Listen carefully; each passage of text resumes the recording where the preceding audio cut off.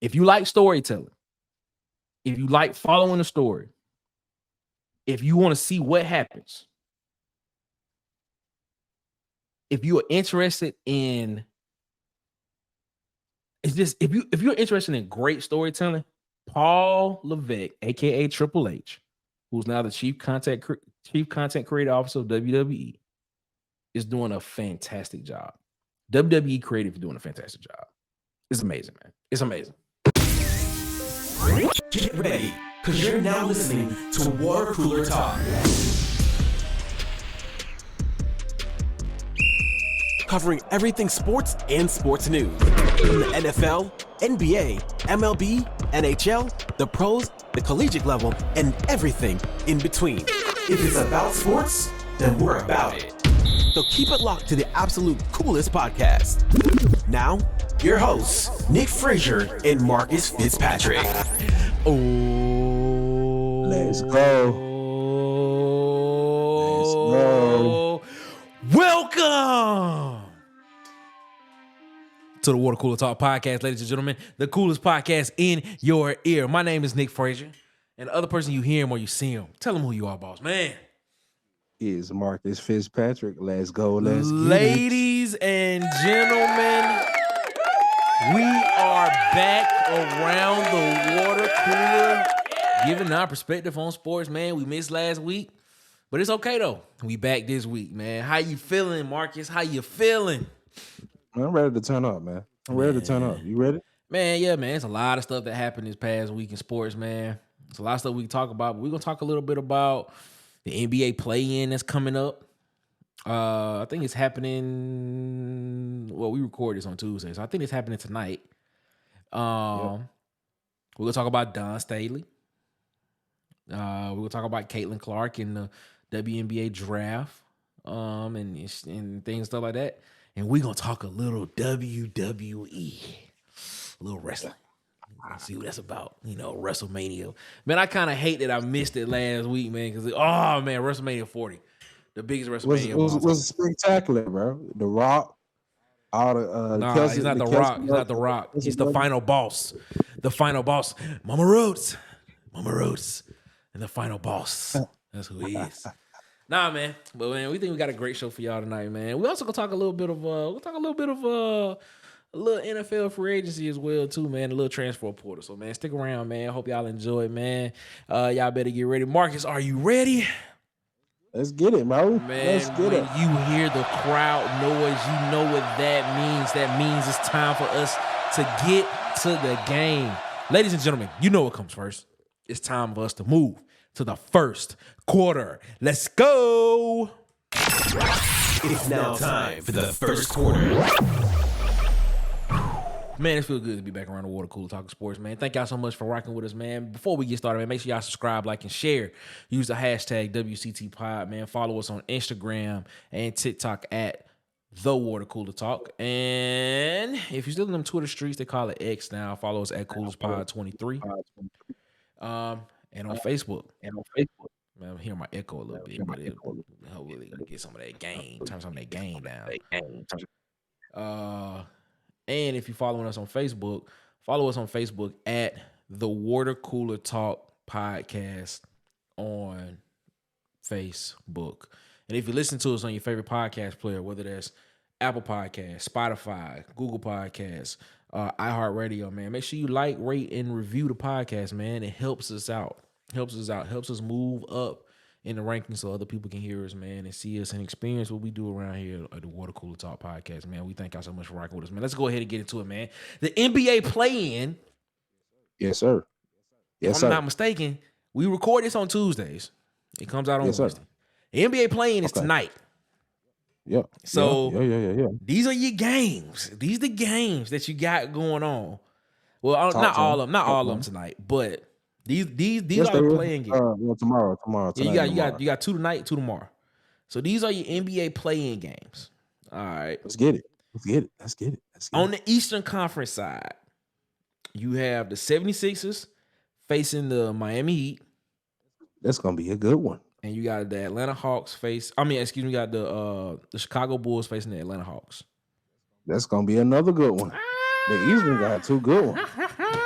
All right, who you think winning out of the That's 76ers and smart. Heat? Who you got? Who you got between the 76ers and the Heat?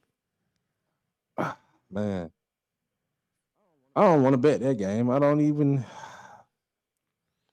because Jimmy Butler ain't gonna lay down like no chump. Of course not.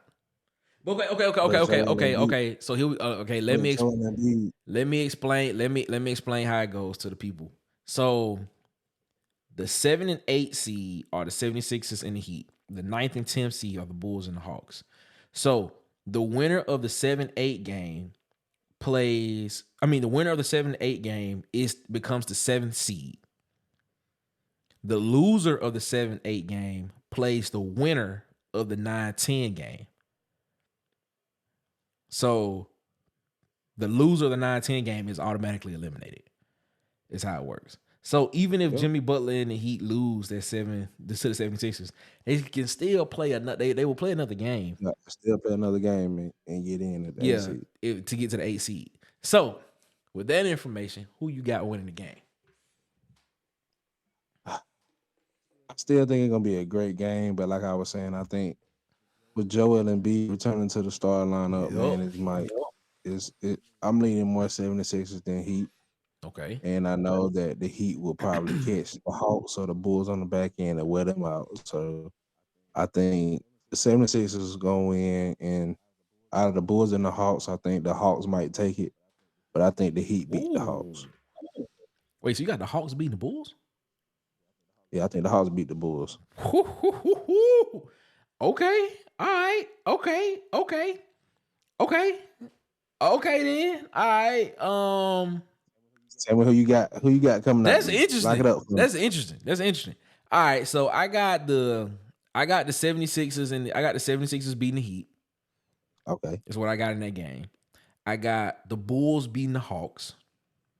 Okay. And then I got the Heat beating the Bulls. So I got the 76ers taking the 7th seed and I got the Heat taking the 8th seed. Heat taking the 8th seed. So we both locked. We just got I got different ways. I got the Hawks winning and you got the Bulls winning. I mean, I'm looking at the last 10 games. The Hawks 3-7 in the last 10 games. The Bulls 5-5. So I feel you. I'm but looking is that at Levine playing? Oh, I don't know. I haven't seen like the scouting report or anything yet, so I don't know. I don't know about that one. I don't know yet. I haven't looked at it just yet. I'll look it up. I think Trae Young. Yeah, Trae Young back though. Trae Young back though. Yeah, I know. I think them boys they can win in that game right there. Is that game? Where's that game? That game is it in Chicago? Is it in Chicago? Should be. Yeah, that game should be in Chicago. Okay, cool. So that's what you got on the eastern side, Western Conference side.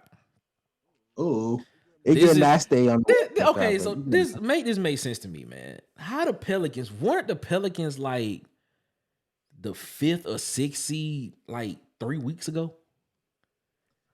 Just like I told you that Sacramento thing wasn't gonna last. You knew the Pelicans. You knew once the season emerged, all those people were gonna fall to the way. So the teams that were gonna fall, who were supposed to fall, I think OKC is the only team that I thought maybe would waver a little bit that exceeded expectations. Yeah, they the number 1 seed in the West, man. They got the number 1 seed in the West. They got the same record as Nuggets, but they got the tiebreaker. They're the number 1 seed in the West. Wow, bro. The Thunder are the number 1 seed in the West. Sure. Wow. And my boy gonna win the MVP, like I said. I don't know about that, bro.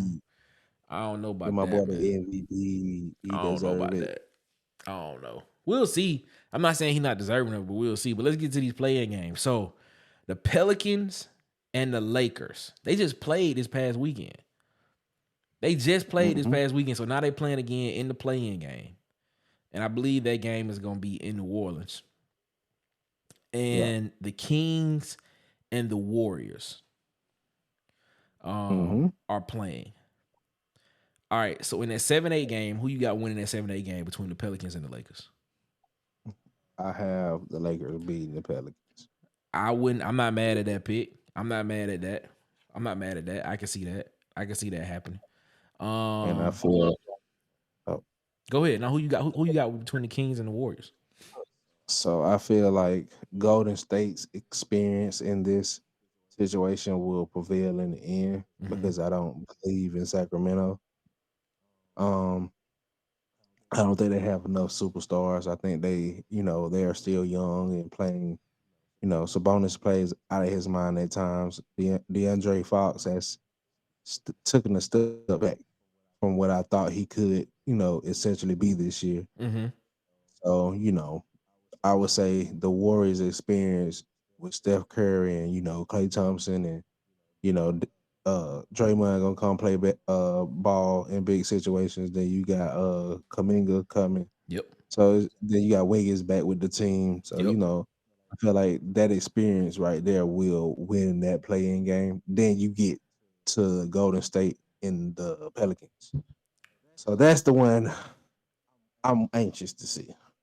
I mean, I think I And think if they play that game, I think the Warriors win that game if they play that game. I think the Warriors win that game as well, but I think that game will be very, very close. See, that game, I'm gonna tell you this, man. Like, okay, so I'm looking at it right, man. In the last 10 games, the Warriors are 8-2, the Lakers are 7-3, the Pelicans are 5-5, and the Kings are 4-6. Like, the Warriors have been hot the past 10 games. They get they started playing great like at the right time.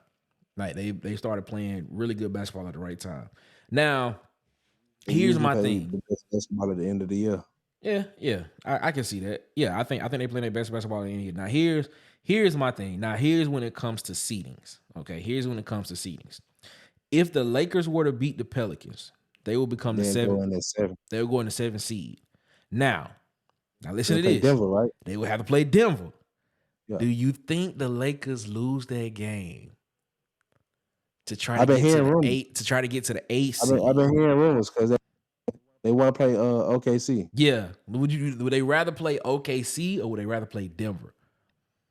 I would rather play OKC. Of course. I would rather play OKC. That's what I'm saying. So I wouldn't be upset if they bomb the game to get a easier competition. But do you really want to be in a must win against the Warriors? Though? Agree. That's the question that I want people to understand. Like in a win or go home situation, I don't want to go up against put Steph myself Curry. in that situation. I'm not trying to go against Steph Curry. I don't want to voluntarily put myself. If we get in that situation, all right, let's go strap them up, Brian. AD, let's do what we got to do. D'Angelo Russell, let's and Austin Reeves, let's make plays. Let's get the dub. But I don't want to voluntarily just be like, well, I don't want to win the first game and just because I'm scared of Denver. And then end up playing the Warriors, and then Stephen Curry get hot in the fourth quarter. Then we on the outside looking in. So it's just really what you want to pick your poison and do. Yeah, if Sacramento win, I don't think Sacramento win though. I'm just gonna be honest with you. I don't think Sacramento win either. But if Sacramento win, all right, yeah, let's do it. This is my thing. AD, you better bring your lunch bag. I know you ain't never beat Sabonis in your career, but you better bring your lunch bag that day.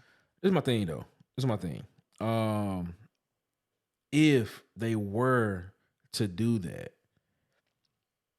I mean, you potentially, if that were to happen, let's say the Pelicans do win that game, and the Pelicans end up with the 7th seed.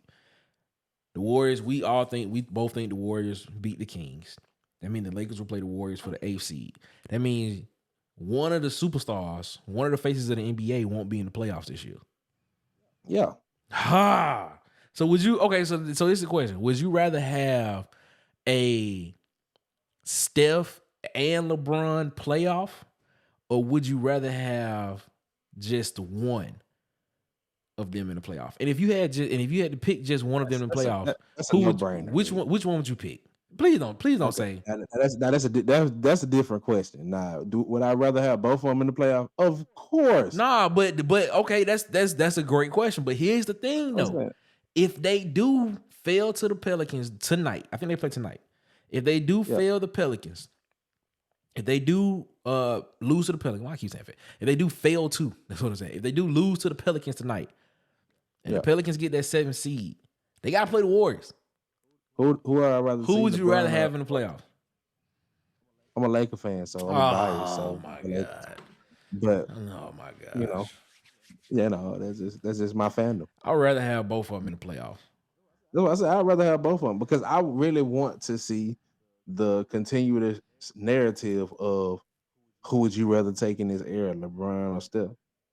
Because if Steph get another one, is LeBron really who we think he is? But if LeBron get another one, is he not the GOAT? No, LeBron. No, he's not the GOAT. Bro, Oh man, see now that's hate. Now that's year not hate. 21, and That's not hate. That's not hate. He's year not the 21, he get a GOAT. ring. He's not If the year GOAT. 21, he get a See, ring with this team. now we going into a whole different conversation now of that stuff. No, I'm he's just saying, not the if year GOAT. 21, he get a ring, bro. Come on, man. What are we saying? He's not the GOAT. That's what I'm saying. Oh, okay. Yeah, that's what I'm saying. He's not the GOAT.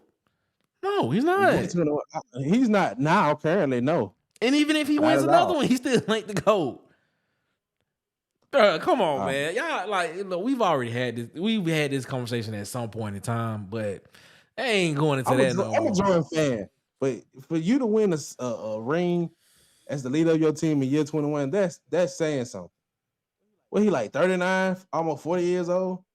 Michael came back and played at 40 and averaged 23 points, if I'm not mistaken. So what's the difference? LeBron averaging 25 right now. 24 He played points for the off. Wizards and got blitzed. No, they oh my God, man. This is the thing though, man. This is what people fail to realize, man. Jordan almost took that Wizards team to the playoffs. If they would have had a play-in back then, that Wizards team would have went to the playoffs. Jordan played. Come on, man. Dude, come on, man. He was one game away from making the playoffs, bro. If they would have had a play-in, he would have made the playoffs. He would have made the playoffs then. But you know, it is what it is. I'm gonna leave it at that, man. I'm gonna leave it at that. It is what it is, man. Marcus, man, how you feeling, man? I'm good, man. Happy to be back. Happy to be back around the water cooler, man. We talking sports, man. Shout out to y'all, man. Thank y'all so much for rocking with us here at the Water Cooler Talk Podcast, coolest podcast in your ear, man. Let's go ahead and let's move along. Let's keep this thing moving. Let's keep this game going, man. We headed to the second quarter. Dose. Now entering the second quarter. All right, man. We about to head into the second quarter right now, man. And we're gonna talk a little bit of college coaching. We're gonna rank. We want to have a discussion of where coaching ranks. Where do coaches rank in their career, man? Specifically, we talking about Dawn Staley at the University of South Carolina. As you all know, the Lady Gamecocks beat the Lady Congratulations, Hawkeyes. by the way. Yeah, congratulations. They beat the Lady Hawkeyes in the national championship game. A game that actually had, if I'm not mistaken, almost 18 million views. 4 more million views than the men's national championship. Hey, I'm gonna be honest with you. Side note, I ain't even watched the men's national championship game, man. That was like a boring game to watch, bro. Because they kept feeding one person. That game was boring to watch. Once old boy got tired and he couldn't do nothing else, the game was over. Game was so boring to watch, man. I was like, yeah, I ain't watching that. I'm done. But shout out to Dan Hurley and UConn. They back-to-back champions. Okay, back to that. Back to Dawn Staley. Dawn Staley and the Lady Gamecocks captured their 3rd national championship. And now we want to know, where does Dawn Staley rank among the greatest coaches? Are we going just greatest women's basketball coaches, or are we going greatest college coaches of all time, men and women? I think that'll be fair to do. I mean, not really fair to her to put her with the Jordan Wooden. So we'll just stay on the What you female mean not side. fair? What you mean not fair? John Wooden is like Tar Vanderbilt is the most winningest coach in college basketball, men's and women's. I mean, she gonna lose it next year when Gino get 4 more wins. But still, though, I mean, she's the winningest basketball coach in college basketball history, men and women's. And people don't know Tara Vanderbilt. She's just retired as the head coach for the Stanford Cardinal women's basketball team. But where do you have Dawn Staley ranked? So we just going women's basketball. We're just going women's basketball. Yeah. Okay, women's basketball. Where do you have Dawn Staley ranked? I have Dawn Staley currently ranked 3rd behind Gino and Pat Summitt. So you have her behind Pat Summitt? Yeah. Okay. I wouldn't expect So, that. who? Let me hear your rankings. I had a 2nd behind Gino Auriemma. So you got her over Pat? Yeah. What made you put her over Pat? I got her over Pat Summitt. I said, what made you do? Like, I don't disagree, but I want to know your reason for that.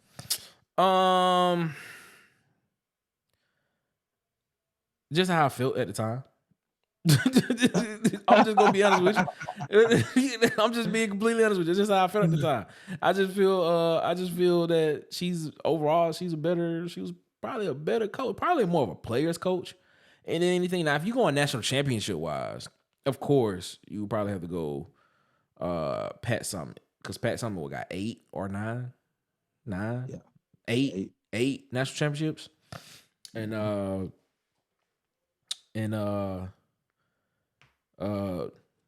Dawn Staley only has 3 at the moment right now. But yeah, nah, man, I probably go Dawn Staley. Probably go Dawn Staley 2, as I feel right now. Dawn Staley 2, Gino 1, Pat Summitt 3, Kim Mulkey 4. Kim Mulkey. Yeah, man, Kim Mulkey. I don't care how y'all feel about her personally. The woman can coach basketball. She can coach basketball. Who you got before her then? I'm just asking. Kim Mulkey at 4. She got 4 national championships. She won 3 at Baylor and 1 at LSU in year 2. True. She got 4 national championships. She got 4 national championships. She always recruits great classes. Kim Mulkey does. She always recruits great classes. Now, do those classes stay together? Do they end up liking her as a coach at the end? We don't know. So, it is what it is. But the thing is, you can't deny the woman can coach the game of basketball. She can do that. She can really coach the game of basketball. Yeah, I agree. I can't argue that. But Dawn Staley, I got Dawn Staley ranked 2 as I sit right now. And and I'm gonna be completely honest with you. It may just be the moment of the situation right now, but Dawn Staley gotta be the hottest. She gotta be the hottest coach of women's basketball right now. The hottest coach of women's basketball. They say Kim Mulkey probably will be getting the highest paid. I mean, she already is. The highest she got the highest paid contract. She got I don't know. I think it's I don't know what the details are, but I think that's already been inked and done.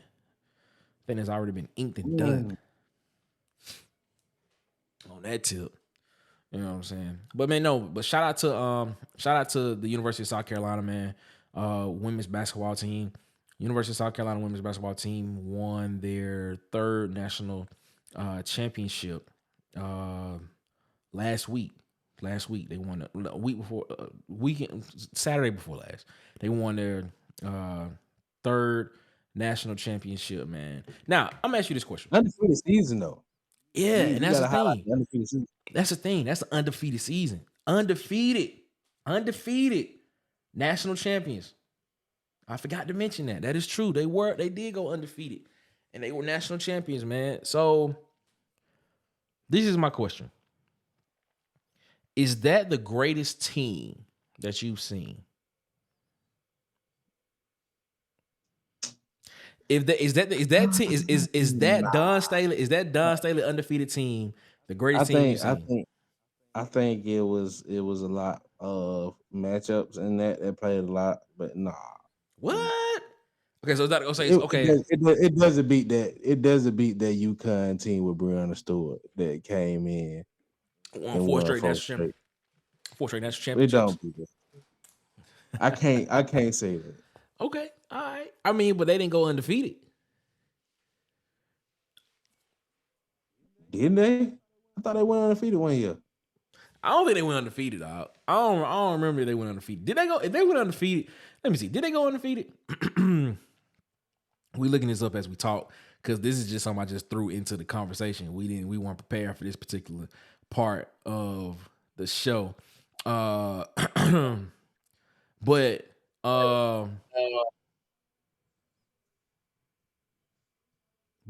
yeah, we trying to determine did any of those UConn women's team go undefeated and win a national championship.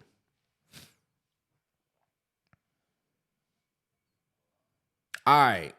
So from what I'm looking at, like the longest winning streak or something. From what I'm looking at, it says 94-95. They were the second team to go undefeated and win the national championship. Man, it says they have the longest winning streak of 111 straight wins. That ended that started on November 23rd, 2014, and ended March 31st in 2017.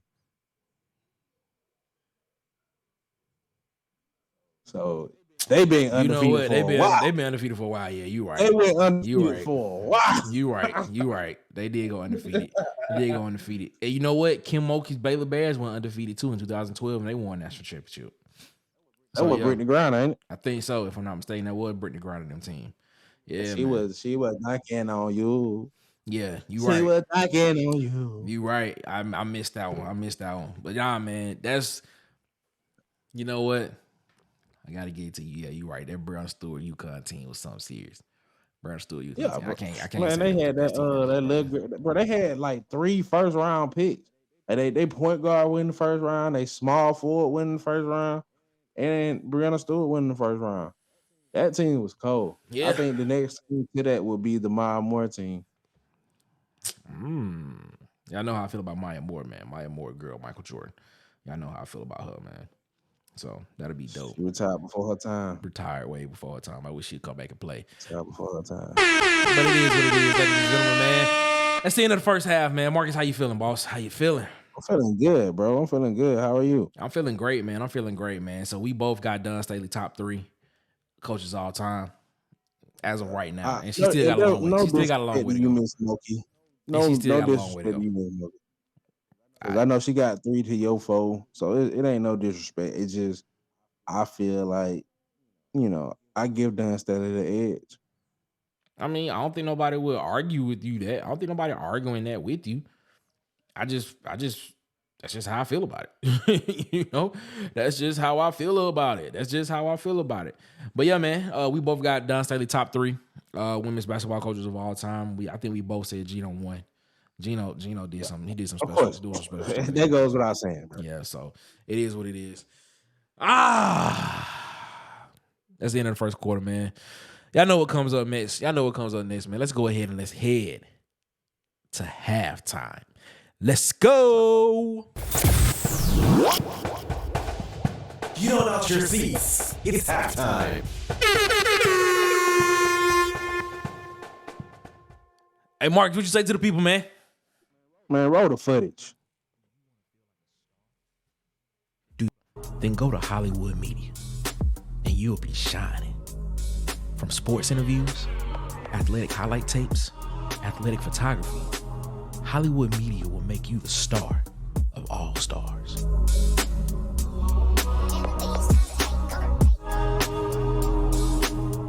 Feel like a star on the most important days of your life. From college graduation to saying I do to your forever person. Let Hollywood Media make your event star-studded. Subscribe and follow on TikTok, Instagram, and YouTube at Hollywood_media. And follow on Facebook at Hollywood Media with 2 A's. Hollywood.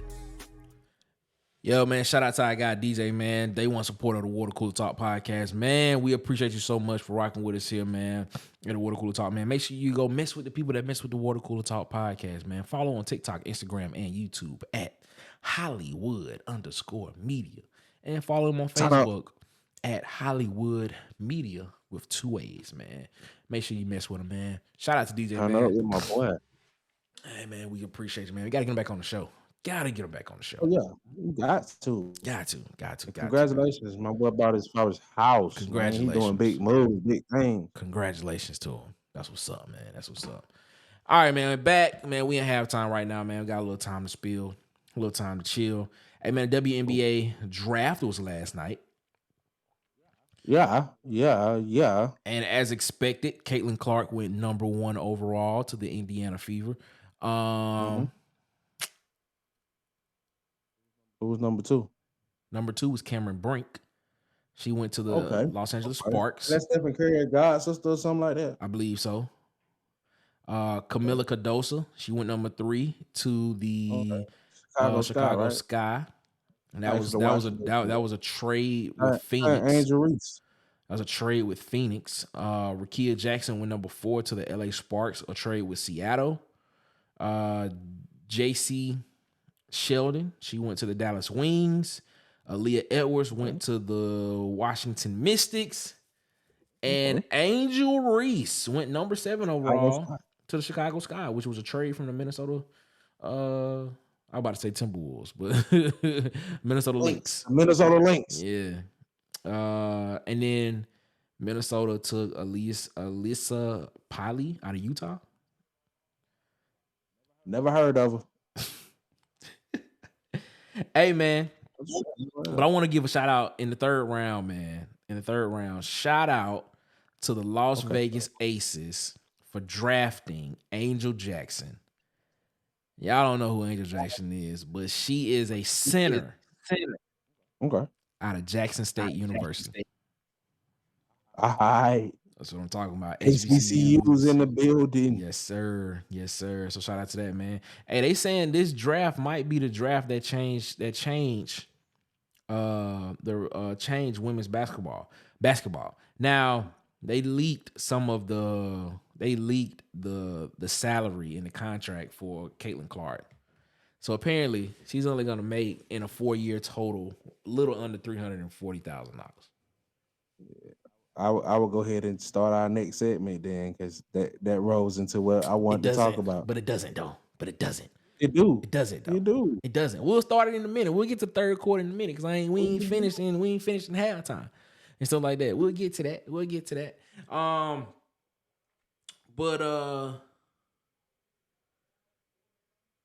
Man, I done lost my train of thought, man. Got to be more careful, man. We'll talk about her contract, though. I would like to highlight that she made more off her NIL deals than she do. True, she did. But the thing is, I was talking about something else besides that. I was trying to transition to something else, and I totally lost my train of thought from that. Speaking of which, we didn't get a chance to talk about this on the show. Your boy Stephon Diggs, no longer with the Buffalo Bills. All right, thank you, Nick. Thank you for opening up that. Finally, he got what he wanted. He got what he wanted. He got what he wanted. Houston dangerous, dog. Houston dangerous. And I hope they look dangerous until he started crying about the ball. What you mean? What you mean? Okay. Oh, okay. What you mean? Act like you don't know. He don't get his catches. Somebody will be. They will be in the HR. It'll be an HR. Be like, hey man, listen, I need the ball. Him and the quarterback will be in the HR meeting. Like, look, man. Hey, but yeah, proud of him. Hey, I'm proud of him. Hey, I'm happy for him. Proud of him. He got to a situation where he wanted to get to, man. So, question to you. Go ahead. Well, should we? I wait the post game to ask that. Okay. All right. Cool then. Cool. That's what's up, man. That's what's up. Another thing that I wanted to highlight here in the halftime segment of the show before we get to the second half, before we start the second half. Auburn got in the transfer portal. Talia Scott. What we do? They got Talia Scott. The Auburn women's basketball team got 5-star Talia Scott in the transfer portal. Okay. She can ball. Scoring machine. I think she averaged like 23 points this past season at Arkansas. And now Arkansas. And now she's gonna be on the plains shooting that thing. It's gonna be dope. We got a score now. Also, John Calipari has left Kentucky and is now the head coach at Arkansas. How do you feel about that? He tired of failing. No, that ain't what it is. I have a whole different perspective. I'll tell you the truth. He doesn't like the new AD. Him and the new AD have been rumored to been in a lot of fussing matches back and forth and a lot of disagreements and stuff. So that's the reason why he's taking his ball and running to Arkansas. It had something to do with it too. But I'm telling you, in this game of NIL, Arkansas got that money. Money matters, bro. Hey, when you talking about Arkansas, you talking about Walmart money, and you talking about Jerry Jones money. That's what you talk about right there, man. Yeah, that's true. So I mean, hey, Johnson, I'm telling you, man. Hey, think about this though. Think about this. When the last time Arkansas has been great in football? And have you seen their stadium? Arkansas has a really nice stadium. Like their Like football you said, stadium is all the alum amazing. money. That's what I'm Their saying. alumni is nice. That's what I'm saying. So, man, Arkansas got that money, but when you get a big name coach like that to come, oh yeah, it's gonna attract some. It's gonna attract with a resume like he has. I was just gonna say, It's the gonna thing attract some about it players. is he's known for getting big name recruits anyway. So you really just went and got the one who goes and gets the recruit. Yeah. All he really got to do is win. Like all the recruits he didn't touch, the only one he won with was Anthony Davis. Yeah, won that championship with him. That's the only one. That's I mean, the only one. he had Shea Gilders. He had Boogie Cousins, DeMarcus Cousins. He had a lot of them, bro. He had a lot. John Wall. Yeah. We can go on. He been pulling name Drake. Drake. Speaking of Drake, man. Well, we'll talk about that in the post game, man. We'll talk about that in the post game. We'll talk about that in the post game. All right, ladies and gentlemen. It's time for us to go ahead and move to the second half right now, man. The crowd is ready. The teams are ready to go. It's time for us to go ahead and get this thing popping. Let's go ahead. Let's move to the third quarter. Let's go. We've now entered the third quarter. Hey, man, thank y'all so much for rocking with us here at the Water Cooler Talk Podcast, coolest podcast. And yeah, man, make sure you subscribe, like, and share. Use the hashtag WCTPod, man. Follow us on Instagram and TikTok at The Water Cooler Talk, man. Follow us on Twitter. They call it X now at CoolerSpot23. And on Facebook, man, follow us on our Facebook page at Water Cooler Talk Podcast on Facebook. And if you're listening to us on your favorite podcast player, whether that's iHeartRadio, whether that's Apple Podcasts, whether that's Spotify, whether that's Google Podcasts, rate and review the podcast. Leave a comment, man. It helps us move up in the rankings so other people can see us, man, and experience what we do when we come around the water cooler and give our perspective on sports, man. Appreciate y'all so much, man. Let's go ahead and get to this third quarter topic, man. We kind of touched on it a little bit in the halftime, man. Caitlin Clark, the needle mover, the pulse, the one, the only. Is Caitlin Clark a change maker? Is this the catalyst? Is she the catalyst to actually make the WNBA, not gonna say on par with the NBA, but get it to where move the needle. People, yeah, she's the needle mover, but get it to where people are a lot more interested in the game and not see it as a summer league. What's your thoughts? I feel like she has did that so far in college basketball. So let me finish. So she has did that so far, but have we not seen this before with the Candace Parkers and the Maya Moores? Candace didn't have this type of hype coming out of college, man. I'm just saying the reason why she didn't is because the reason why we know who Caitlin Clark is because of the social media era. Of course. So what I'm saying, like, but from where we when in the era that we watched the game in, Candace Parker had a lot of hype coming out. She was supposed to move the needle. Maya Moore had a lot of hype coming out. Skylar Diggins had a lot of hype coming out. And if we want to drop recent names, we can go Sabrina Aiko. I mean, Ionescu, yeah. Yeah, Ionescu. I'm sorry. But if we want to go recent names, we can say her. So the thing about it is, can she sustain this popularity to keep bringing light to the game? And the thing about it is, the reason why she was so loved is because of rivalry. Who can the game piggyback off of and put in a rivalry? Agree. Are we gonna put her with Angel Reese in the Chicago Sky, or like who will be her rival at the next level? So it's just like, and it has been rumored. Diana Taurasi said that her luck will change at the next level. No, it won't. No, she can shoot. You think so? She can shoot. Hey, shoot or shoot. Hey, as soon as she get a little bit of airspace, it's over with. All she needs is a little airspace. She need a step. That's it. She can shoot. And that's what the game has gone to now. It's a shooter's league, and she can shoot the basketball. And she can shoot from 40, 45 feet away from the basket too. So she's a threat every time she steps on the court. That's not gonna change. And the fact that she works hard at the game, stuff like that. Now, that's not the problem, in my personal opinion, when it comes to these players, because to these young women playing the game, because they train just as hard as the men do.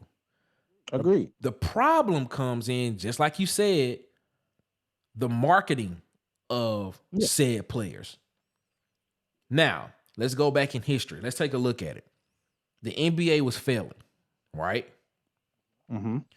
You put, at some point, it just fell into the way to where the two most storied franchises in the NBA, the Boston Celtics and the Los Angeles Lakers, you get Boston gets Larry Bird, LA gets Magic Johnson, and that was your rivalry right there. That's what people came to watch and see.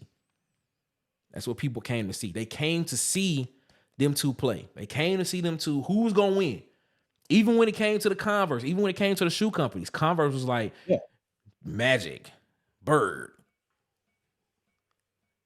For some reason in this country, I don't say controversy. Well, it does. Controversy sells. Say it. You can go ahead and say it. You gotta have NWA somebody. is a prime example. Exactly. You gotta have like some type of competition that make people want to watch. People want to be like, oh snap! You gotta sell the ticks. It's about selling the ticks. Exactly. And when you get controversy, you sell ticks. No, it's just like watching a fight online. You get a million views off a fight online. Exactly. Before you get some off some positive. Yeah, I mean, it's said marketing. Said marketing, and if the WNBA played this correctly, I would have figured out a way to get New York. I mean, either New York, Los Angeles, or they gotta find a way to get a team in Chicago, or some. A team in Miami, or something like that, I would have found a way to get New York. Well, Breonna Stewart is in New York right now. So that team is IS school is in New York. Yeah. Some kind of way, Los Angeles would have been the number one pick. I agree. You know what I'm saying? You got to get either her or Angel Reese to LA. You got to. You got to get your stars. For the game. You have to get your stars. You have to get your stars into the markets that people watch. Yeah. She's in Indiana. Indiana sold out. They sold out of all of her jerseys in an hour or something like that. They're out of the 40 games that they playing next year, I think 35 or 36 of them are gonna be national televised. But the thing is, don't nobody really too much care about. And this is no knock against Indianapolis, because Indianapolis is a great town. I've been there plenty of times. It's a really great town. But it's cold. And don't nobody really want to go to Indiana all the time. It's in the Midwest. Nobody really want to go to Indiana. It's the same thing. Who want to come to Alabama? You know what I'm saying? Who want to go to Mississippi? Like, when you go on vacation, do you be like, well, hey, guess what, man? I'm going to Alabama. Unless you're going to the beaches. Or, hey, man, I'm going to Mississippi. You can say you're going to Biloxi. Unless you're going to Biloxi. Exactly. You know what I'm saying? You don't say you're going to Mississippi. You say, I'm going to Biloxi. I'm going to Biloxi. You know what I'm saying? I'm going to Biloxi, man. I'm going to Biloxi. You ain't saying you're going to Mississippi. You know, hey, Biloxi is whole separate. It's a whole separate thing by itself. You know. Hey, when they go, I'm going to Mobile. I'm going to Orange County. Yeah, I'm going to Orange Beach. I'm going to Orange Beach. I'm going to Gulf Shores, Orange Beach. You know what I'm saying? Like, come on, man. Like when you think about it, Stephen A. said, I'm not wrong. I'm just being honest, true. Like when Stephen A. said it. Well, he says it all the time. He'd be like, would you rather be in Denver for the NBA Finals, or would you rather be in Miami for the NBA Miami? Finals? Yeah, you know what I'm saying? He says it all the times. In some kind of way, I would have made it to where Los Angeles got the number one pick, and Caitlin Clark would have been in Los Angeles. Go ahead. All right, so and I agree with your point. So we know the marquee franchises in the NBA, which the Knicks, the Lakers, Celtics, Boston Celtics, yeah, and probably one more, and now the Warriors, if you really want to. Yeah, the Warriors. Of course, the Bulls and the Warriors. All right, historical franchises. So what teams in the WNBA outside of the Sparks would you say are the Aces? Historical franchises. Well, they're not historical, but I can't say historical, but because they are a new franchise. But right now, the team to beat, the Aces. And if you want to go historical, you can go Washington Mystics. Washington Mystics in DC.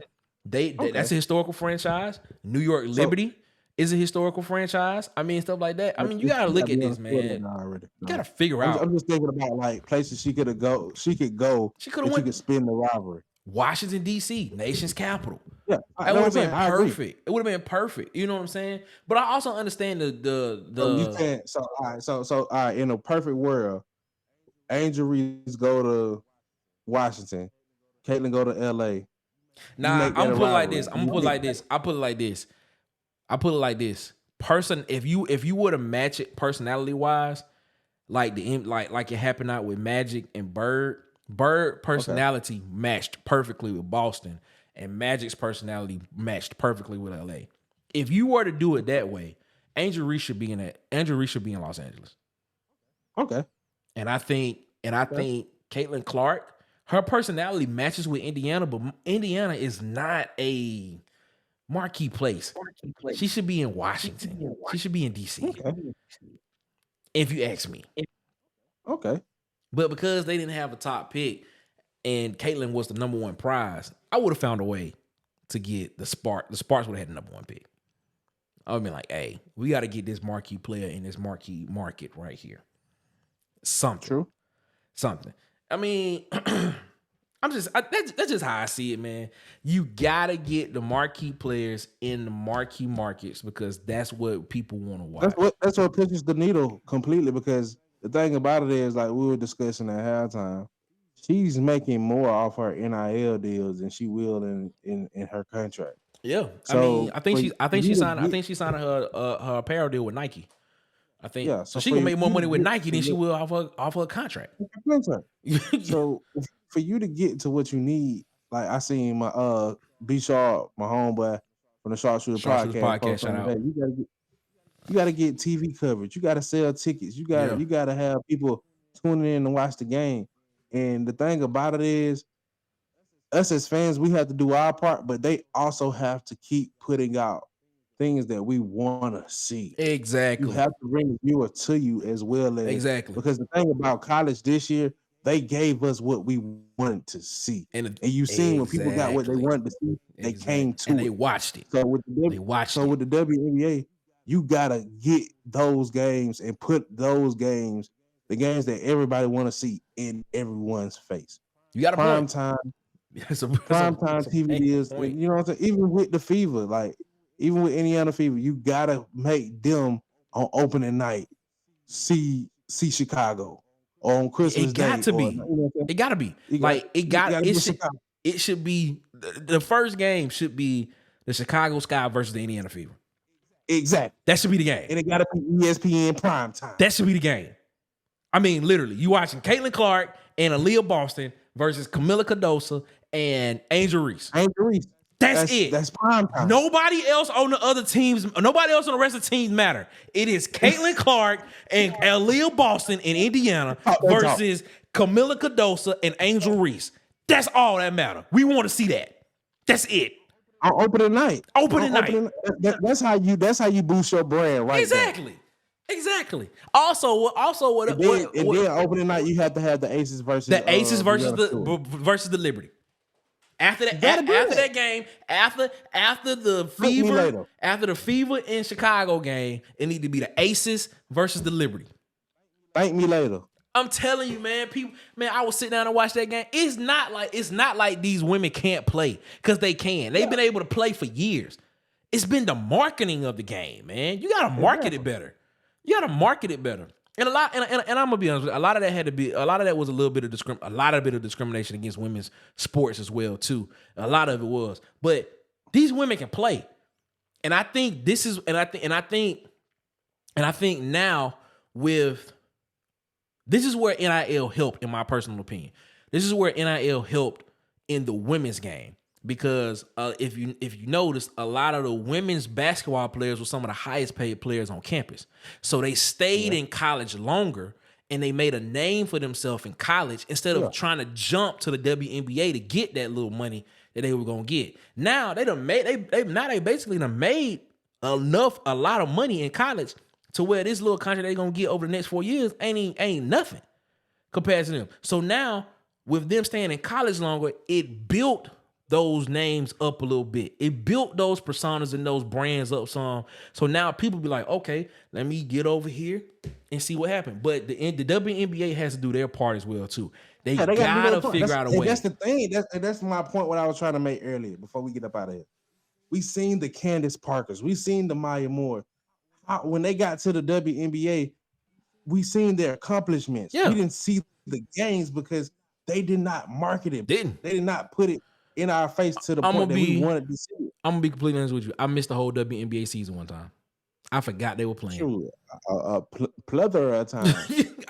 I forgot they were playing one time, man. Last season I watched. I didn't really start back watching women's, but I watched because of Maya Moore, of course, because I love Maya Moore. But I didn't really start watching back until Breonna Stewart, probably I think her third year in Seattle, is when I was watching that, and I was like, oh man, Breonna Stewart can ball. And then for real, when Asia Wilson got to the league and she went to the Aces, and I was like, oh man, she a problem. But now, bro, hey, all I'm saying is WNBA, do your part. Do your part, WNBA. Market these women right. And when you market them right, that's how you get more sponsors. And that's how the league gets more TV money. And you can pay these women more. Pay them more, man. Market it right. Let's go. Oh, also, the WNBA needs to expand their teams. So they need more than 12 teams. Yes. They need more than 12 teams. Yes. They need to figure out a way to get a team in Miami. They need to figure out a way to get a team. Do they got a team in Texas? I don't even think they got Dallas. Yeah, they got a team in Dallas. They need to figure out a way to get a team in Houston. They need to figure out a way to get a team in Golden State. They need to figure out a way to get a say it again. Go ahead. Just say wherever all the big time NBA teams that they need to have a shadow WNBA team. Definitely Miami, Houston, Golden State. Them three cities need a WNBA franchise. That's all I'm gonna say. It is what it is. It's the end of the third quarter. Mario Marcus, how you feeling? I'm good, bro. Y'all know what time it is. It's time to move to the fourth because we ready. We ready. We ready for y'all.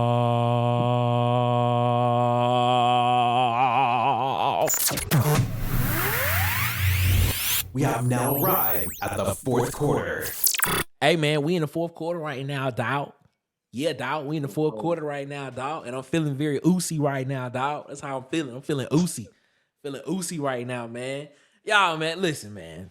I'm so excited Marcus said he put this topic in here. He proposed this topic because I could talk about this topic for 20 minutes straight if I wanted to. I could. But we're going to talk about favorite WWE era. Now, for those of y'all that have not followed wrestling in a while or haven't watched wrestling at all, there have been areas of WWE back when it was the World Wrestling Federation, up until now, when it's the WWE. You had the Ruthless Aggression era. You've had the PG era. Now we in this era that we don't know what it's called. We're just gonna call it the Paul Levesque era until they come up with a cool name for it. And of course, we had the Attitude era. Marcus, yeah, your favorite WWE era? Shoot. It's between. I'm going back and forth between the Attitude era and the Ruthless Aggression. What? I'm trying to see which one. Yeah, for me, I'm really going the Attitude era, but I'm the Ruthless Aggression era got John Cena, but the Attitude era, it was highlighted off Stone Cold. I'm going to Attitude era because you got to actually see more like blood, and that's before they try to censor it so much. I'm gonna go Attitude era, man, for me. Wow. I'm gonna go Attitude era. I agree. I'm just making it a dramatic. I agree. Listen. You had before the Attitude era, you had the superhero era of WWE. You know, take your vitamins and you'll look like me, brother. You know, Stone Cold Steve. I mean, I'm not Stone Cold, but Hulk Hogan. Okay. Yeah. But then when Ted Turner came in and opened up that wallet and started having all those wrestlers come over to WCW and they was getting their butt kicked by WCW. Yep. Monday Night Wars. That's when they went to the Attitude Era. Oh, man. And that's when you start seeing people like Stone Cold Steve Austin. Yep. That's when you start seeing people like Triple H. That's when you start seeing The Rock. Yes, sir. That's when you start seeing The Undertaker. That's when you started seeing Kane. And even before that, you had great wrestling because you had Bret the Hitman Hart, a.k.a. the Excellence of Execution. You had Shawn Michaels, the Heartbreak Kid. You had all these guys. The Attitude Era, they was fighting for their lives in the Attitude Era. They were fighting for their lives because they was getting their butt whooped every single Monday against WCW Nitro. Yep. Raw was getting beat every week. Raw was getting beat every week. Oh, Monday Night Raw was getting beat every week. But then it changed. Attitude Era came in. Probably, and I'm saying this, probably one of the greatest storylines in WWE history. Mr. McMahon versus Stone Cold Steve Austin. Oh my goodness. So you're gonna put the Stone Cold Mr. McMahon storyline over the Stone Cold and the Rock storyline? Bro, what are you talking about? The Rock was part of The Rock ended up, listen, The Rock was part of the McMahon faction. He was part of the early Authority era. I understand what you mean, but the storyline though, yes, like, that Rock, the McMahon Stone Cold storyline is right now, and this is a big statement for people that watch wrestling and that follow it on a big basis. That is probably the second greatest storyline in WWE history right now. And I'm gonna get to that in a second. Because you brought up the Ruthless Aggression era. The Ruthless Aggression era came off the heels of the Attitude Era. Because in the Attitude Era, you can get color. Now, getting color in wrestling terms, getting color means bleeding.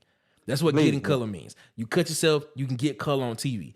Back then, but after that, a lot of sponsors weren't gonna sponsor the WWE and things, stuff like that. So they had to get away from getting color. So they got to the Ruthless Aggression era. That's when you started seeing people like John Cena. That's when you started seeing Randy Orton. That's when you started seeing Brock Lesnar. All those guys that started coming out of Ohio Valley Wrestling. That's when you start seeing the Ruthless Aggression era. Then it went to the PG era when a lot of people started watching because it started being censored back more towards people under the age of 18 and stuff like that. Oh. I mean, it wasn't bad. It's just the fact that John Cena became a huge superstar in that PG era. Became a very huge superstar. But then off the heels of that PG era, in 2011, 2013, that's when you start seeing Seth Rollins, Dean Ambrose, Roman Reigns. That's when you start seeing those guys come in. And now we get to what I think, because I just made a very big statement by saying that Stone Cold Steve Austin, Mr. McMahon storyline was the second greatest storyline in WWE history.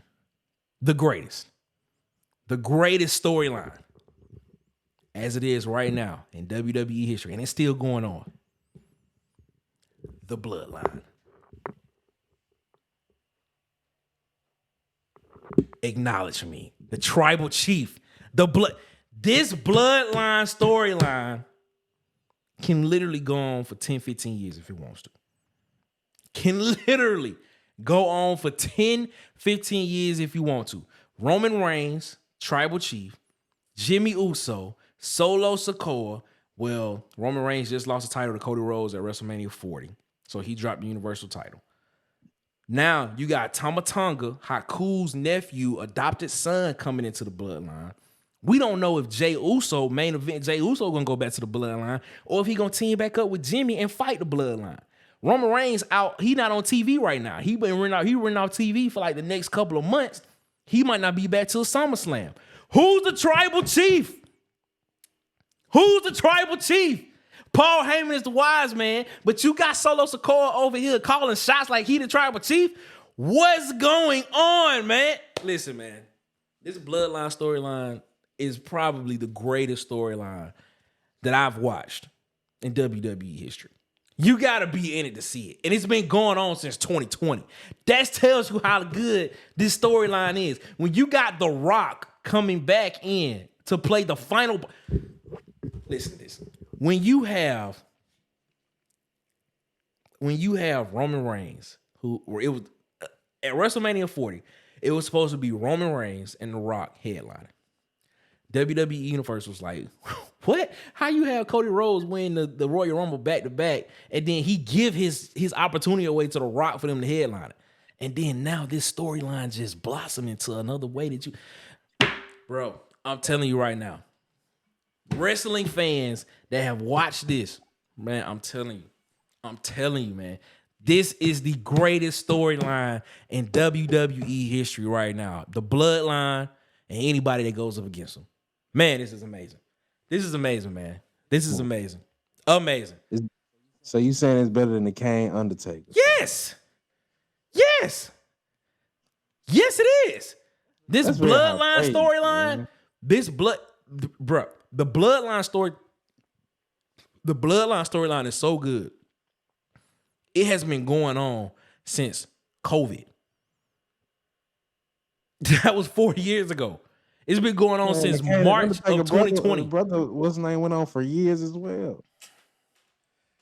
The Bloodline storyline, if you have been watching this Bloodline storyline, the way it has gone off and the twists and turns of what you thought was going to happen and it didn't happen, and something else happened. Okay, all right. Bro, that's how you just got the final boss Rock. That's how you got a mixture of Hollywood Rock, The Rock, and now you got the final boss. Man, come on, man. Come on, bro. Come on, bro. I'm telling you, bro. This storyline, the Bloodline has that Roman Reigns and Paul Heyman have created. Bro, this Bloodline storyline is something serious. It is that good. And it's so good that Roman Reigns ain't even on TV right now. He off until probably SummerSlam. And the storyline still going with just Solo. Man, bro. This thing is amazing. I can't wait to see where this go. And it can literally, and the Bloodline storyline can literally go on for like the next 10 to 15 years if they wanted to. Before we get up out of here, though, question. What do you rate this WrestleMania? The greatest one of all time. The greatest WrestleMania of all time. Yeah. Yes. Better than the Rock and Hulk Hogan. Yes.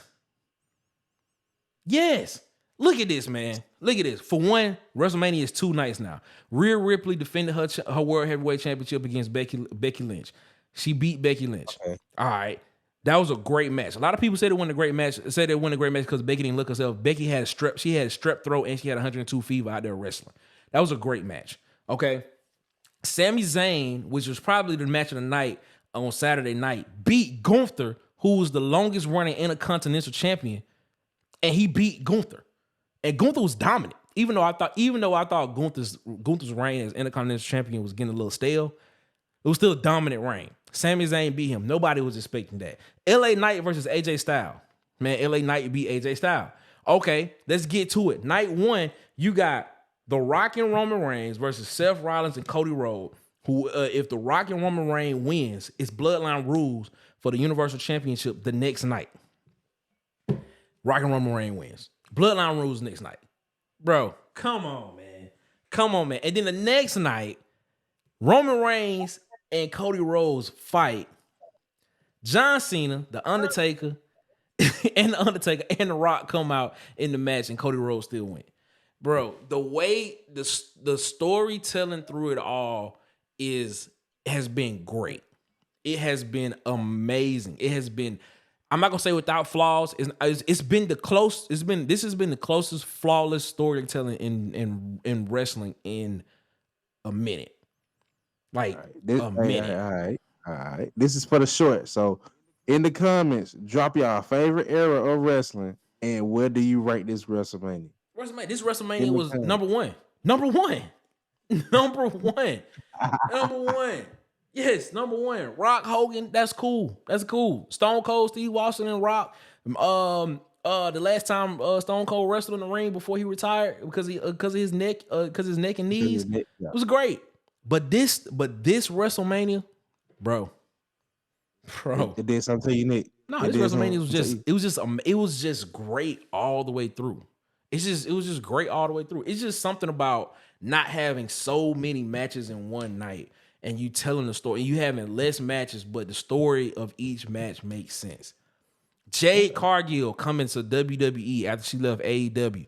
Now you got Jade Cargill and Bianca Belair teamed up as a tag team, which I see one of them turning on each other because those are two legit superstars that can hold the women's championship. Man, it's a lot. I told y'all I could talk about this for 20 minutes, and we almost talked about it for 20 minutes, man. If y'all ain't watching wrestling, bro, and I know, and I understand why a lot of people start watching wrestling because it wasn't the Attitude Era type wrestling that you were used to seeing growing up as a kid. If you like storytelling, if you like following the story, if you want to see what happens, if you are interested in, if you're interested in great storytelling, Paul Levesque, aka Triple H, who's now the chief content creative officer of WWE, is doing a fantastic job. WWE Creative is doing a fantastic job. It's amazing, man. It's amazing. It's amazing. I think all y'all, I think, and I'm gonna let y'all know right now, they not sponsoring us, but Raw comes on Mondays at 7 p.m. and SmackDown comes on Fridays at 7 p.m.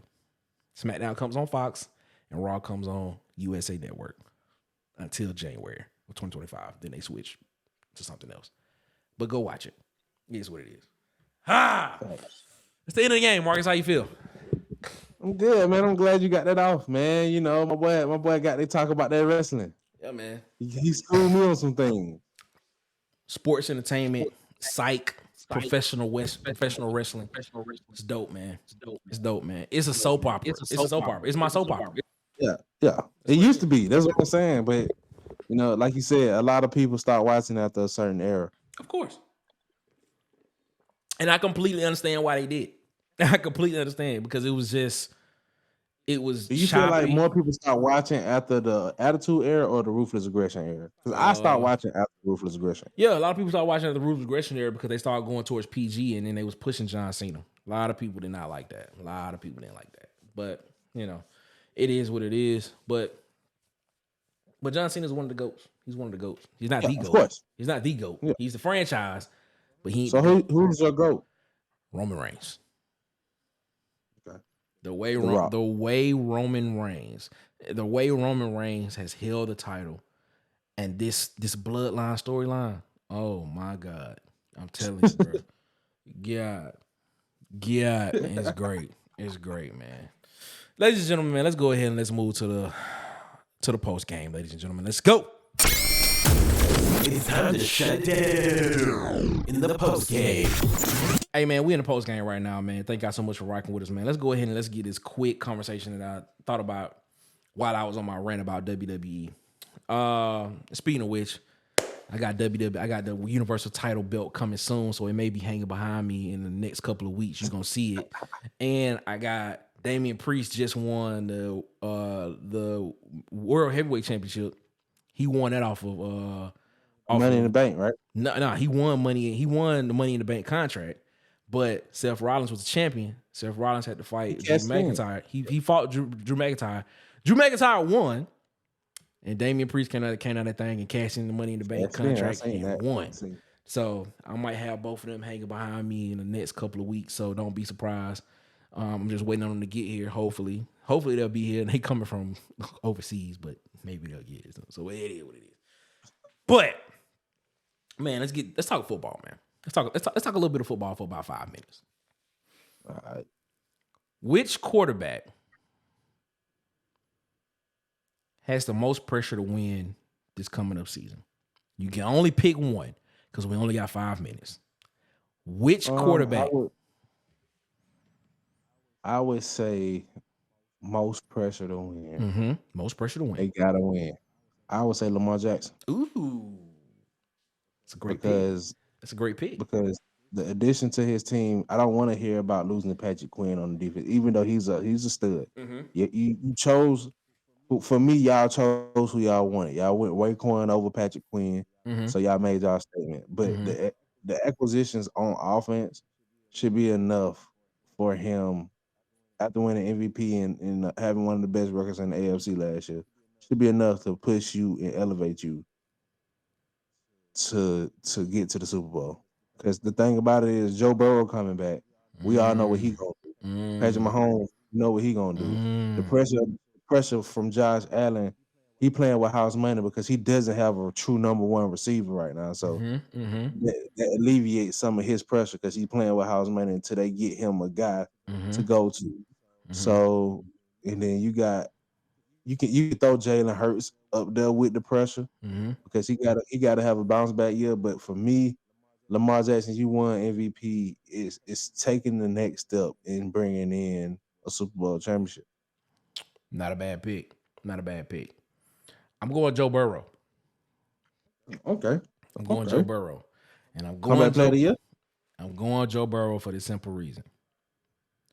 Joe Burrow is the closest quarterback to Patrick Mahomes. If that makes sense to you all, Joe Burrow is the closest quarterback to Patrick Mahomes. And I've been saying it on this podcast. Patrick Mahomes is the greatest quarterback of all time. But his kryptonite is a healthy Joe Burrow. I've been saying that.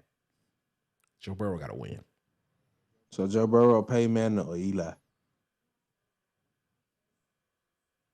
I'm gonna let you sit on that. This is the thing, though. How can you do that? They both, two of them won Super Bowls, and the other one didn't.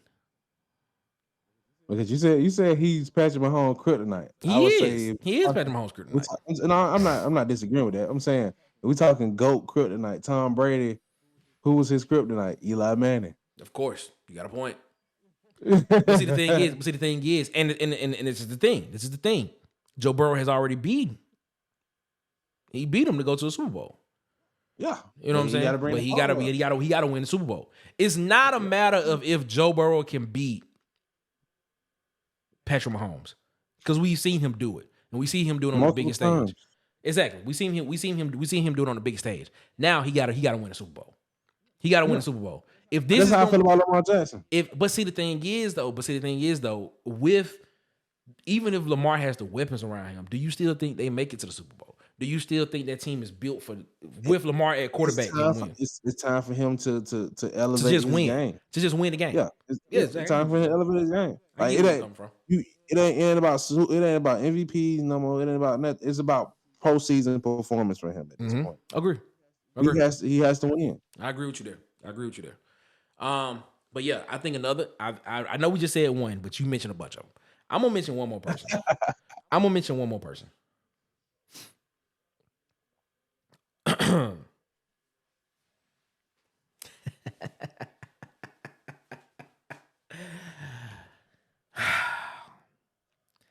A lot of expectation has been put on this young man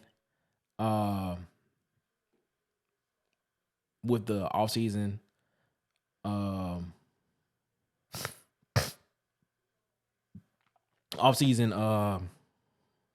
acquisitions. CJ Stroud. The thing about him is CJ Stroud. He got some expectations now. He got expectations, but the thing, I'm not saying that they got to win a Super Bowl. I'm not saying they got to win a Super Bowl either, but I'm saying they got to win. They got to win a playoff game. Yeah, all right. That's what I'm saying. That's their expectation. Lamar Jackson has to win the Super Bowl soon. Has Lamar won a playoff game? Barely. If he did, he only got one or two. It's you can count them on 3 fingers. I don't even know if Lamar won a playoff game. Let me see. How many playoff games have Lamar won?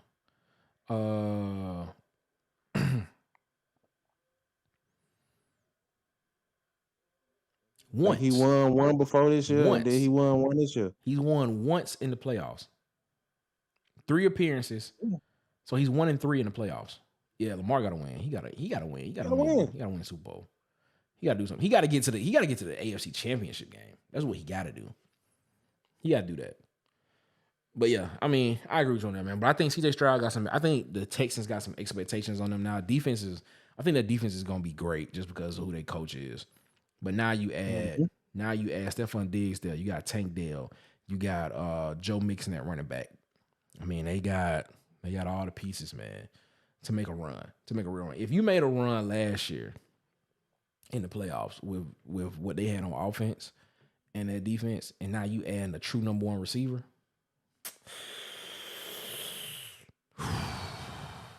Yeah. They gotta, I mean, expectations. And I'm not sitting here saying they gotta win the Super Bowl, but he gotta at least win a playoff game. He gotta win a division. Win a playoff game. I agree. He gotta win a division, or he gotta win a division, or he gotta win a wild card. Something. It is what it is. Marcus. Yes, sir. You ready to do it? Let's get it, bro. Damn, this man yawning, man. He's sleepy. Ladies and gentlemen. Yeah, I had to work all day. Let's get it, though. It's time for us to give out an award that everybody loves, but the person that gets it, oh, they hate it. Give it up for the Water Boy Award. Gatorade. H2O. Water sucks. It really, really sucks. Well, Marcus, this week's Water Turn Boy me up. Award is going to a guy who was very prime. As a matter of fact, he's prime time. Don't think that we didn't hear about you, Prime. We heard about them boys in the transfer portal. We heard the first day at open, you lost half of your O-line and half of your D-line. I want to know what's going on in Colorado, Prime. You said you know where to find me. Look like they ain't looking for you no more. And then I looked at the rankings after you tried to say that your kids was going to pull an Eli Manning. Your son was ranked number 9 on the top 10 quarterbacks in college by the NCAA. Right before, I think, Cameron Ward from who he play for now? I know he transferred. Yeah, he transferred. He was at Utah. Yeah. So right before Cameron Ward. So I'm wondering what he has a lot to prove this year. I didn't think he had that much to prove, but now it look like he got a lot to prove this year. So you saying that Travis Hunter and Shador would be like top 5 picks or top 3 picks? Travis Hunter will. I'm wondering where that will fall, because it looks like you don't have problems protecting him again the way it's going. Now, and that's not good for draft stock. Now, granted, they did bring in 5 offensive linemen, but they have no depth behind them, so they're gonna play the whole game. Well, offensive lineman almost played the whole game anyway, but hey, he ain't playing for injuries. That's what I'm saying. But the thing about it is, all right, he lost D lineman. He lost a 5-star cornerback he brought in the year before. So it's just like he had problems rushing the quarterback. When Travis went down, his backup cornerback got ate alive last year. So it's just things that he needs that he's losing. And I just want to know, why are people leaving Prime? That's the reason why you're getting this Water Boy Award. What's going on in Colorado? I have my thoughts about that. I ain't gonna lie. Can you give me some thoughts real quick before we get up out of here? Yeah. Matter of fact, give him some water first while we sit back and listen to your thoughts. Here are my thoughts. Prime. We can listen to it. Yeah. Here are my thoughts on that, man. I feel as if, and I could be wrong in this situation, it feels as if Coach Prime is doing a lot of this for 3 people on his team. Shador, Shiloh. That's all it's been about. Shador, Shiloh, and Travis Hunter. Yeah, that's all it's been about from day one. That's what it feels like to me. from him leaving Jackson State, his move from leaving Jackson State, all it's been about is putting his kids at the next level. Which is He not a promised problem. Which he is was gonna put him there. this is the thing. I have no problem with that. I have no problem with that. I have no problem with progressing your children because you want your children to be better than you were. I think every parent at some point in time want their children to be better than them. But the problem is when you become the CEO of a football team, of an organization like that, you can't just look at those particular people. You got to look at the totality of the whole team, the well-being of each player on that team. What's going to make them better in life? Because a lot of those players ain't going pro. You know well, at least he being honest with him. I mean, that's true. That's true. I be watching his vlogs. He be telling them straight up. Yeah, but how do you mold them to go pro in something? Like there's a commercial that the NCAA put out. A lot of athletes go pro in something else other than sports. How do you mold those other guys to be professionals in something other than just sports and life in their career? Well, the thing about it is, how is he doing that? No disrespect. The thing about that is his job with doing that got a whole lot harder with NIL. It's hard to tell a kid who's I agree with you there. It's hard to tell a kid who making that type of money how to run his life. But the thing about it is all those kids ain't making that kind of money though. But all the Showtime people are. His children. I'm just saying. And that's the man, we all know that. But those the egos that you have control. You're a big time athlete. If me and you was on the team, we just have a lot of times people like us are just happy to be there, having a role on the team, happy to play at this organization trying to get a championship. Mm-hmm. A lot of people, it's easy to manage those attitudes because they're just grateful to be there. Yeah. The ones who feels like, who feel like it's a privilege for you to have me on your team, those are the egos that you have to manage. Yep. And usually now, in this day and age, those are coming with NIL deals. So it makes it way harder to manage. And a lot of times with coaches now, that's why I feel like strongly Nick Saban retired, because it's going to be very hard to control these kids. It's going to be very hard to mentor these kids. Yeah. Because if they're making enough money, you can't tell a kid that just turned grown who making $3 to $4 million how to move. They're not going to listen. They're making more money than the running backs coach. You know what I'm saying? They're not going to listen. I agree with everything you said there. I agree wholeheartedly with everything you just said there, man. That made all the perfect sense in the world, and I agree with it.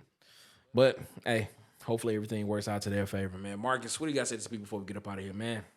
Man, shout out home team. We happy to be back, man. We miss y'all, man. Shout out my bro, Trill, Kyle, Tay, Freddie. You know the home team, man. Kendall, man, shout you out, bro. I heard you been listening, so keep listening, bro. We're going to keep bringing this fire. Yes, DJ, sir. Come back and holler at us. Yes, sir. And I wanted to do this publicly. Nick, I want to shout out your mom, you, and your grandma for being with me in my time of grief. I really appreciate y'all, man. You showed me that we were really family, and I appreciate y'all. I love y'all. Thank y'all. Ain't no problem, man. We do what we got to do, man. We there for everybody when we get a chance to, man. Thank y'all so much, man. As always, man, shout out to the home team, 334-46, Macon County, Tuskegee, man. We appreciate y'all, man. Thank y'all so much, man. Shout out to the University of South Alabama for giving me my degree. Man, I appreciate y'all so much, man. Shout out to my wife and my mom. I love y'all so much, man. Shout out to my family. Appreciate y'all, man. Love y'all too. Hey, man, we back. We trying to stay on a regular rotation like we were before, but life happens sometimes. So we may miss a week, but please believe, when it's time for football season and everything to come back in around, we're going to be here every week. But, hey, man, we're going to do our best during this offseason to keep giving you content every Wednesday and keep it moving. But please believe, once football season pop in, we are there every Wednesday. And you're going to see us over there on Auburn Addicts channel every weekend. Yes, sir. Can't wait. And it's going to be DC Tight Sports, DC Wolf. Oh, yeah. All of us going to be back. So y'all better get ready, man. You're going to see a lot of us, a plethora of Water Cooler Talk podcasts, Auburn Addicts, and Tight Sports, man. So it is what it is, man. Shout out to them, man. As always, man, before we get up out of here, man, y'all have a good one.